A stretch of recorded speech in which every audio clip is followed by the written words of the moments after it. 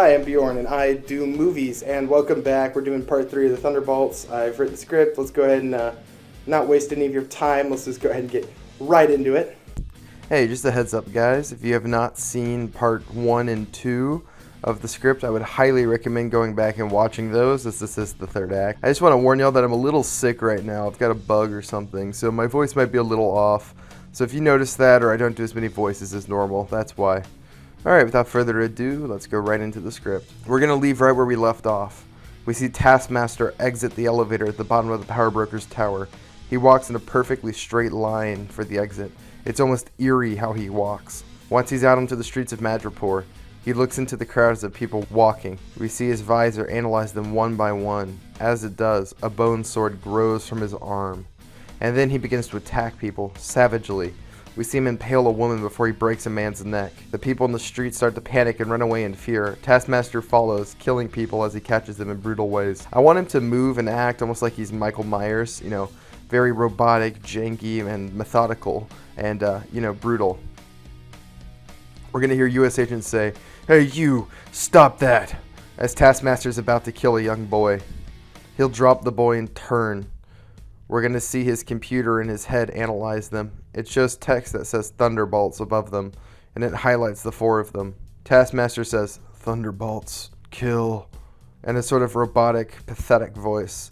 It's very weak and frail, because he's more machine than man at this point. I know it's a cliche to say. The U.S. agent says, "Yeah, that adds up," almost sarcastically. "Bullseye ghosts, go help the civilians. Me and Dallas got this." He walks out to face Taskmaster. He tightens his shield on his arm and starts to fight Taskmaster with limited success. I'm going to breeze over this beginning fight bit. He lands a blow or two, but we see Taskmaster's helmet begin to analyze U.S. agent. He matches his fighting style to Captain America. A round metal shield extends from Taskmaster's metal right arm. He begins to mirror U.S. agent, copying every move. He lands a solid punch in U.S. agent's face, and we see blood run from his nose and mouth. He says, "Damn, you hit hard, huh?" Taskmaster says nothing. He just watches, analyzing everything U.S. agent does. U.S. agent says, "You don't talk much either." Their fight resumes. It's much of the same. Very one-sided. Soon Taskmaster's really putting pressure on U.S. agent. He brings out the bone sword and U.S. agent goes onto the defensive. He's barely able to dodge or block the attacks. Soon, one of Taskmaster's attacks catches him across the chest. We see blood flow from the shallow cut made by the bone sword. It flows across the star on U.S. agent's chest, bathing it red. U.S. agent staggers, and Taskmaster goes in for the kill. Out of nowhere, Dallas opens fire on Taskmaster. It distracts him. She hits him twice in the shoulder and once in the arm. Taskmaster turns and begins to lumber towards her. She continues to open fire on him until her clip is empty. Taskmaster doesn't even react as the holes appear in his body. Once he's within melee range, she pulls out a combat knife. She tries her best to slash at him, but he dodges and counters all of her attack. Finally, after Dallas whiffs an attack, he impales her on the end of his bone sword. We hear it knock the breath out of Dallas. Taskmaster lifts her up on the end of the bone blade. Blood runs from the wound. I want this to be surprisingly gory, about as much blood as I can give for PG-13. It's pretty brutal. He lifts her up and we can see blood running down his arms. Dallas begins to cough up blood. It splatters across Taskmaster's mask. He tosses Dallas like a rag doll into the side of a building. It hurts, and the sound is very loud. And the sound of the slam is very notable. Dallas slides to the floor and begins to cough up blood even worse. U.S. agent cries, "Dallas!" He tries to run towards where she landed. We see Taskmaster turn. He's going to attack U.S. agent's back while it's turned. Suddenly a knife sticks into Taskmaster's back. He turns and is face to face with Ghost and Bullseye. Taskmaster reaches around and pulls the knife from his back. He lets it fall to the concrete, unfazed and seemingly unharmed. We're going to cut to the Power Broker's tower. We see Speed Demon and Songbird move through their labs. Speed Demon says, "It's kind of a shame you won't work for the military after this. If I'd joined you, I could have been Colonel Sanders one day." Songbird just shrugs. "Why would you want that?" Speed Demon says, "Because my last name is Sanders. You get it?" He smiles. Songbird shakes her head. She says, "No." Speed Demon says, "Oh, come on, like the chicken guy." She says, "Never heard of him." Speed Demon looks confused. He says, "KFC. You're the American here." Songbird says, "Sorry, don't know the guy." Speed Demon says, "Damn, it was a good joke though. Would have been funny if you got it." "Oh well." As they turn the corner, they become face to face with the power broker. She's wearing her mask again. She says, "Well, if it isn't my little double agent." We're going to cut to the ground floor. We see Bullseye and Ghost are distracting Taskmaster. Bullseye throws knives and other projectiles at them, but he blocks them with his shield and sometimes with his bone sword. Ghost comes in for a sword attack, but Taskmaster predicts it. He hits her hard with his shield as soon as she comes out of intangibility. She's sent flying towards U.S. Agent in Dallas. We see U.S. Agent is desperately trying to stop Dallas's bleeding by holding the wound with his hand, but it's too deep. He says, "Shit, she's dying. We've got to do something." Dallas grabs his arm. Her breathing grows irregular. She is dying. Ghost says, "The serum." U.S. Agent looks up at her, remembering it for the first time. He pulls the vial out of his bag. He turns it over and reads the label. It says Project Antlion VT4, just like it did before. Dallas looks up at it. A small spark of hope is in her eyes. U.S. Agent says, "You sure? It changes you." And Dallas nods. He says, "Okay." We see John Walker raise his hands high in the air and then inject her with a needle. Her pupils dilate and she begins to shake. We see the wounds on her chest slowly closing and the blood stopping to flow. We're going to cut back to the power broker's office. Power broker puts her hands together in an unpleasant way. Songbird says, "We've come to stop you. Surrender and I won't have to hurt you." Power broker looks towards Speed Demon. She says, "Does she speak for you as well, James?" Speed Demon says, "She does. You've been a cancer on this city for too long." Power broker says, "Oh well, I did try to play nice." 2304 Royal Crest Street. Speed Demon's face goes pale white. He says, How could you know?" Power broker says, "You think I didn't know that you moved your family to a safe house? You think I didn't know that you've been undermining my operation for months? I know everything in Madripoor." Speed Demon starts to breathe heavily. He says, No, you can't know." Power broker says, "Oh, but I do. I had so much faith in you. You were one of my favorite creations. You were supposed to be my protector. You promised me, remember?" Speed Demon says, "What have you done to them?" Power broker says, "Nothing yet. I've known you've been betraying me for a while now. I thought I might let it play out. See if there were any other rats in the ship. You've given me some insight as to who among my followers is to be trusted. At first I found your antics quaint, but now you've pushed me too far by working with these superheroes, if you can even call them that." Speed Demon says, "It's you who's gone too far." Power broker says, "You think? I don't think you've seen how far I'll go. Maybe to your family's door." Speed Demon says, "I'll kill you." He runs at her and then punches her. Power broker falls to the ground and slides against the wall. She holds up a warning hand. "I wouldn't kill me. I have men outside the house." Speed Demon stops just as he's about to go in for another punch. Power broker says, "If I don't give them a call in 10 minutes, they will kill your mother immediately. Your sister's life is for me to snuff out. You may think this is just a game, but to me it's deadly serious. So here's what's going to happen. You're going to kill her." She gestures to Songbird. "Or I promise you, your little sister will suffer a fate worse than anything your little mind can imagine." Songbird says, "You can't listen to her." Power broker says, "I wonder, when I put my knife between little Kiri's ribs, what's her scream going to sound like?" Songbird tries to reason with Speed Demon. She says, "She's trying to trick you. You can't let her." Speed Demon says, "You don't know the power broker." And the power broker says, "He's right, you know. I didn't get to where I am by making false promises. So here's a promise. Beat her to death and your family's free. Forever." We see Speed Demon turn and look at Songbird. He's crying now. So I'd like to point out, when I originally decided to make the power broker, I decided to make a villain who was wholly unsympathetic. I wrote down vicious as my character trait for her, and this was really the sequence I had in mind to show how vicious she could be. And then I saw Guardians 3, and it was the first non-sympathetic, vicious villain the MCU's ever done, and they were sort of similar to mine.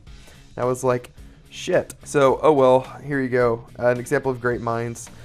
I think a vicious villain is really nice every once in a while, and I think the power broker is pretty fucking heinous in this script. Songbird begs. She says, "Please don't." Speed Demon says, "I'm sorry, but I don't have a choice." He looks away and then launches into a vicious attack. He flies at her at super speed and punches Songbird hard in the face. She falls back. Blood runs from her nose. She begins to put up a bubble around herself. Speed Demon begins to go even faster. He punches the barrier all over her as fast as he can. It shatters. He sends a flying fist right into her gut. Songbird stumbles to the ground in pain. She lets out a scream. Stop it! Speed Demon wraps around and punches her again, hard, in the face. Songbird's dizzy now. She's rough on her feet, unsteady as she tries to stand up. Stop it! She cries again. Speed Demon comes back and hits her again, this time in the chest. She falls to her knees once more. Stop it! The sound waves of the scream are amplified. The windows of the entire floor explode, and Speed Demon is nailed by the full force of the scream. He stops dead in his tracks and stumbles back. Blood is running from his ears and his nose. He stumbles back again and falls right out of the window, 30 stories up. Songbird hesitates for only a moment as she stumbles to her feet before she dives after him. We follow Songbird as she falls past neon signs that litter the buildings around the tower. We see Speed Demon falling, surrounded by shards of window glass. They catch the light and glow, making for a cool shot. Songbird catches Speed Demon and holds him to herself. They spin as they fall. They're getting close to the ground now. She squeezes her eyes in concentration. She passes a large pink neon dragonfly which is on the side of the tower broker's tower. In that moment, she hardens the light around herself into a pair of neon pink wings, and we finally get to see her classic comic look. The ground is growing closer. Songbird struggles to pull up Speed Demon. Songbird pulls the demon's feet up and is able to glide to the ground. She and Speed Demon tumble to the street alive. She looks up and sees the Taskmaster fight happening. Speed Demon sits up where he landed. He holds his hand to his head. He looks towards Songbird with tears in his eyes. He says, "You saved me. Why?" But he's yelling awkwardly because his hearing has been damaged. Songbird says, "Because everybody deserves a second chance to be a hero." Speed Demon sees Taskmaster too. "I can't really hear you, but I have to get to my family. I'll be back to help you if I can," he yells. Songbird says, "Go. Save them. I can take this guy." He just looks at her, so she gives him a thumbs up. Speed Demon nods and dashes away. Songbird turns and runs towards the Taskmaster fight. She launches herself into the air with her new wings and then forms a fist of light. She slams it into Taskmaster. He blocks it with his own shield but is sent back by the force of it. Songbird lands next to the rest of the Thunderbolts. Bullseye says, "About time you showed up." Ghost asks, "Did you get the power broker?" Songbird says, "Not exactly." U.S. Agent says, "We can worry about the broker later. We've got bigger problems now." We see Taskmaster stand up and begin to walk robotically towards the team. Bullseye says, "This guy is relentless." U.S. Agent says, "We take him together. He can't beat us all." Songbird nods. The Thunderbolts attack Taskmaster. U.S. Agent leads the charge, swinging his shield. Taskmaster predicts the move and blocks it. He swings his bone sword for a strike on U.S. Agent, but it's blocked by one of Songbird's barriers. We see Taskmaster's helmet analyze Songbird quickly. It labels her dangerous. It lists her powers as light manipulation. Ghost swings her sword at Taskmaster, and he goes to block it with his shield. Instead, Ghost phases through him, and then slices the back of his leg. Taskmaster falls to one knee. Bullseye takes the opportunity to throw knives at him. We see four stick into his chest in a line. U.S. Agent finishes the combo by slamming Taskmaster hard in the chest with his shield, forcing Bullseye's knives deeper. Taskmaster is thrown to the ground on his back as blood flows from his wounds. We're going to cut to Speed Demon. We see him arrive at his safe house. He notices that the front door has been kicked in. It stands wide open. He could be too late. We cut inside the kitchen. Speed Demon's mother and Kiri are on their knees. Two men holding guns stand above them. Speed Demon's mother says, "Let my daughter go. She doesn't need to be a part of this." The first thug says, "Shut up." The second says, "Look at that. Only 2 more minutes. And we haven't heard from the power broker." Speed Demon's mother begins to plead again. "Please, not." Before she can finish the thought, the thug smacks her across the face with the butt of his gun. "I told you to shut up," he says. Suddenly, Speed Demon bursts into the room. He slams the second thug's head into the counter hard. It cracks the marble. Speed Demon flies into the first thug, knocking him to the ground. He hits him again and again, relentlessly, until his fists are covered in blood. He's about to kill the thug when he remembers his sister is watching. He stops and turns to look at them. His sister says, "James, you came." She hugs him tight and begins to cry. Speed Demon says, "Of course I did. I wasn't going to leave you.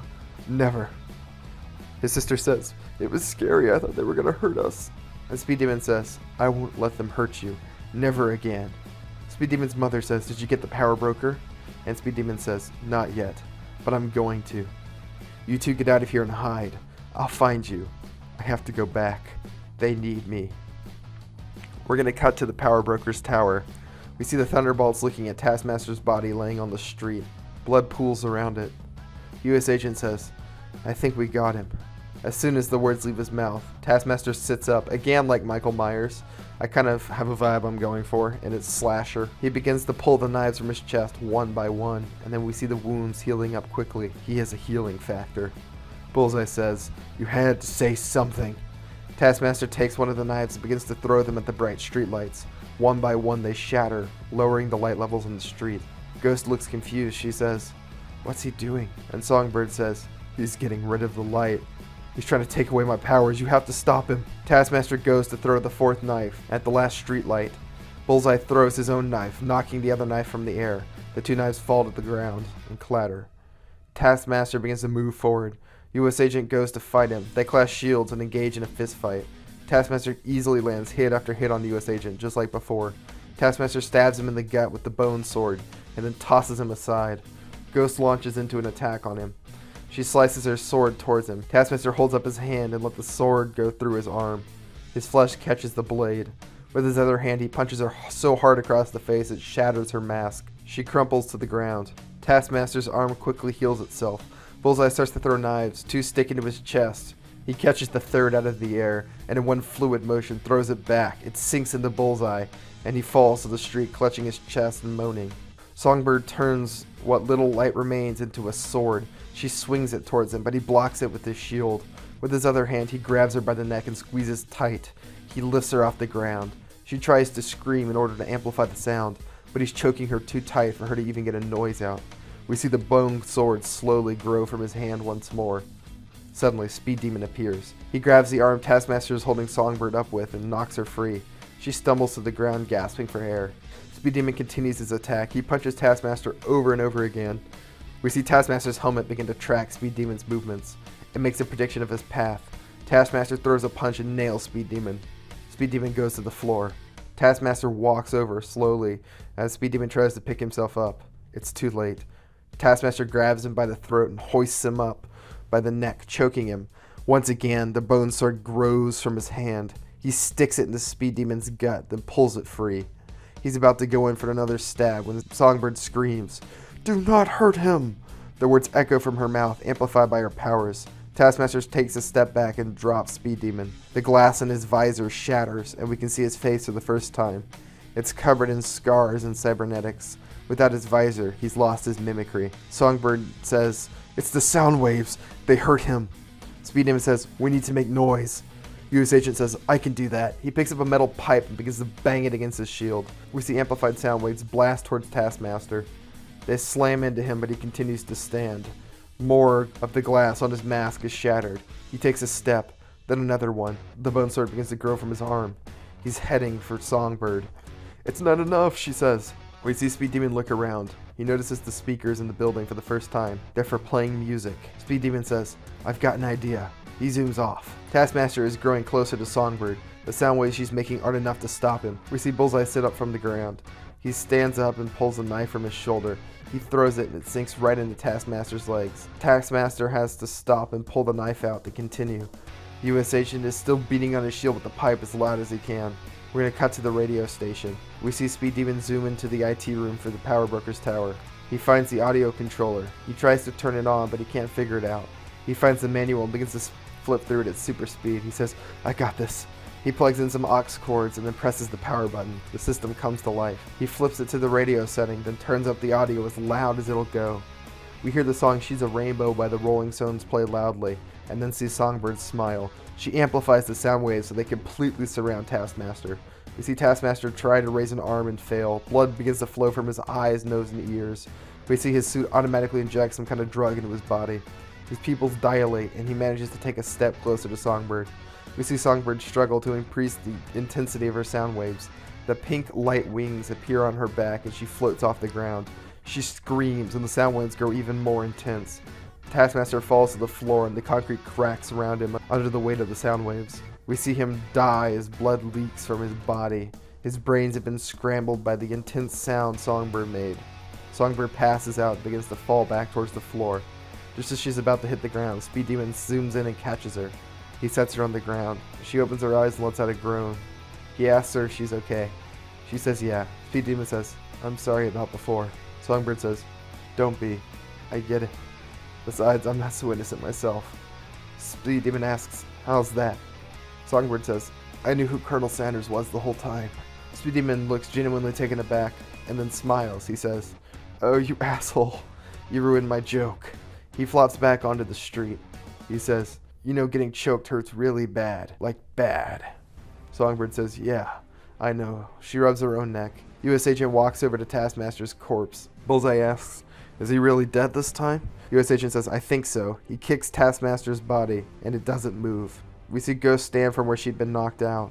Her face is bruised and swollen. Lastly, Dallas wakes up and stands. U.S. Agent runs over to her and props her up with his shoulder. He asks her how she feels, and she says, stronger and in pain.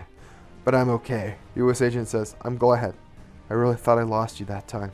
Suddenly, we see the power breaker step out of the tower.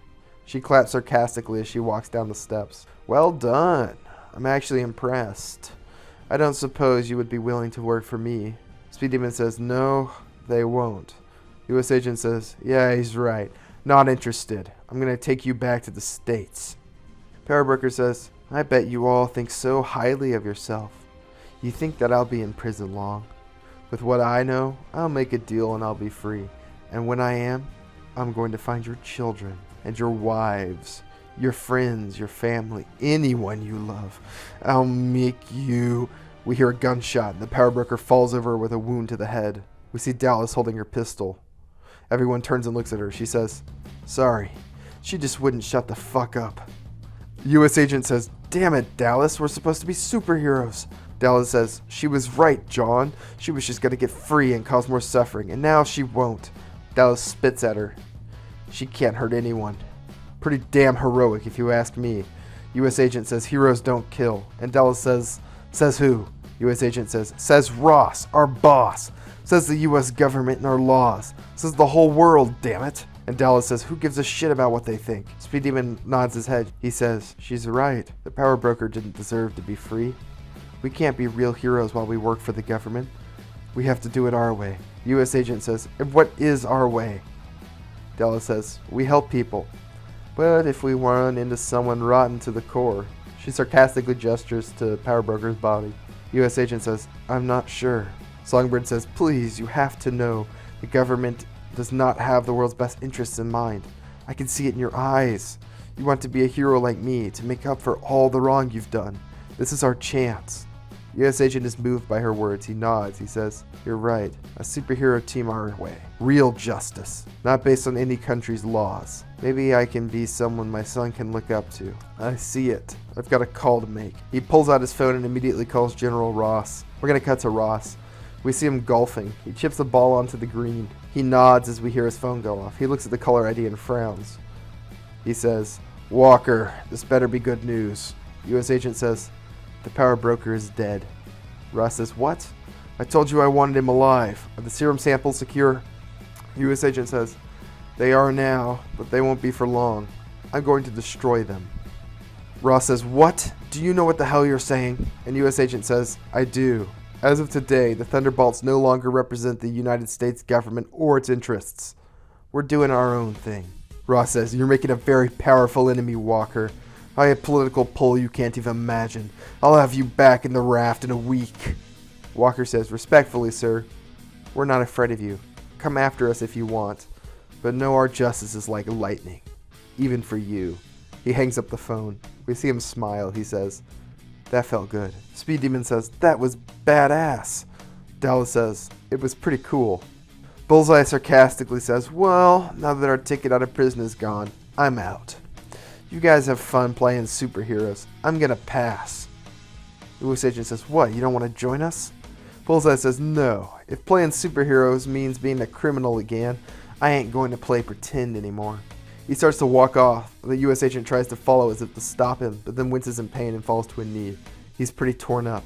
The Thunderbolts are all pretty torn up from that fight. They're in no position to stop him. Dallas says, just let him go. If he does anything wrong, we'll come for him. U.S. Agent says, fine. But we have to destroy those serums once and for all. We're going to see a montage of the Thunderbolts moving through the Power Broker's tower, smashing and destroying the computer servers, destroying all the vials. We see the serum seep to the floor. Lastly, they burn it. And we watch the tower as it is engulfed in flames. They are finally real heroes, with only a few caveats. We're going to cut to Bullseye. We see him walking through the streets of Madripoor. He pulls a vial out of his bag. It contains a red liquid. A label on it says Project Rhinoceros Beetle H31. He smiles to himself. He's going to make a lot of money. And that's where I'm going to end the movie. A pretty big action blowout. We get to see the Thunderbolts, become heroes. They sort of become what I think they should be, a version of the Avengers that kills people, that's morally ambiguous, that lean more anti-hero than anything. I think that's where they really thrive. So to get them from a fake team that won't kill people to a team that's a little more morally gray and willing to do what the other heroes won't, the things that really need to be done, I think they're pretty interesting. And I think that would make them fill in a niche that the other teams in the Marvel Universe don't really fill in yet. And I have written a few after-credit scenes, so I'll go ahead and go into those. The first one, we're going to see Ross sitting in a cafe somewhere in DC. A man joins him at his table. We see it's Bullseye. Ross asks, "Do you have it?" Bullseye pulls out the vial of red serum. He says, "Of course." Ross tries to reach for it, but Bullseye pulls it away. "Not yet. I'll give it to you, but I want something in exchange." Ross says, "And what's that?" Bullseye says, "Your help." And Ross says, "With what?" Bullseye says, "There are these two guys I want to kill, and I need your help to do it." Ross says, "Who are they? I don't need names." Bullseye says, "Wilson Fisk and the Devil of Hell's Kitchen." Ross smiles. "All right, Poindexter, you have yourself a deal." Bullseye hands over the serum and shakes Ross's hand. Ross holds it up to the sun to look at it, and we see it reflect red in his eyes. In the second after-credit scene, we will start in a morgue in Madripoor. On a table, we see a couple of bodies, Zemo, Taskmaster, and the Power Broker. A coroner is examining Taskmaster. He talks to a tape recorder. The cause of death is unclear. His brain shows massive damage. It appears to have been liquefied. I can find no outward signs of physical damage. I'll have to run a few more tests on this one. He moves over to the Power Broker's body. The third victim is a female, roughly 30 to 40. Blonde hair, blue eyes. Cause of death appears to be a bullet wound inflicted to the head. He uses his tongs to fish a bullet out of the head wound. He holds it up to the light. It appears to be a 9mm round. It was likely fired in close proximity. This looks like a clear-cut execution. That's all. He turns off the recorder. He pulls his gloves off and walks out of the room. The camera slowly zooms in on the Power Broker. We see the gunshot wound in her head begin to heal itself until it's completely gone. Her eyes open up, bloodshot, and we cut to black. We see text that says, "The Power Broker will return." And that's where we're going to fully end it. Of course, the Power Broker wouldn't have all of these superpowers and not use any for herself. Unfortunately for the Thunderbolts, they've just made a very, very dangerous enemy. All right, well that was the ending. It's pretty good. We set up some little teasers for the future, and maybe I'll do something with that. Maybe I'll never touch it again. Who can say? I can't. I don't think ahead. I don't do anything with thinking. If you enjoyed the video, remember to like and subscribe. Let me know what you thought in the comments below. Tell me ideas you want to see next. Just tell me whatever you want, and I will do it probably. I'll have some more stuff coming out pretty soon. Thank you for watching. I am getting sick, and I'm ready to be done recording this. Adios.